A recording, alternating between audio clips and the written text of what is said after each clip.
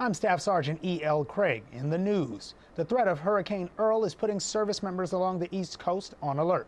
Earl is currently a Category 3 hurricane with winds up to 130 miles per hour. A hurricane warning has been issued for parts of North Carolina. There's a hurricane watch in Virginia. Forecasts show Earl could hit the U.S. sometime Thursday night or early Friday morning.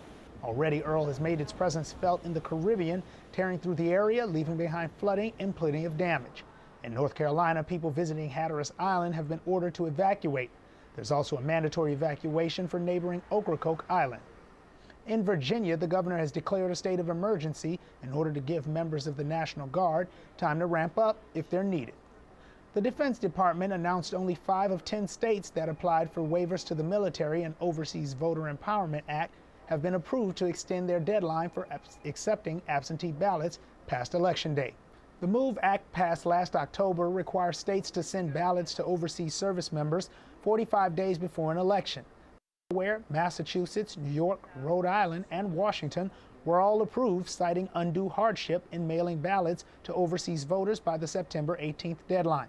This means they can now accept military ballots after Election Day to ensure adequate time to receive and count those votes.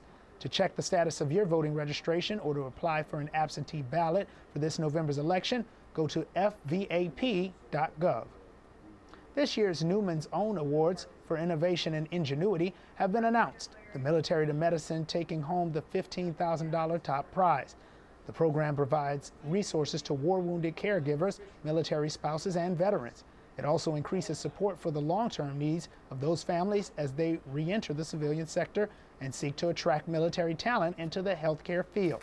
The vice chairman of the Joint Chiefs of Staff told award recipients their service is just as vital to the legacy of the nation as the uniformed men and women they serve through their actions.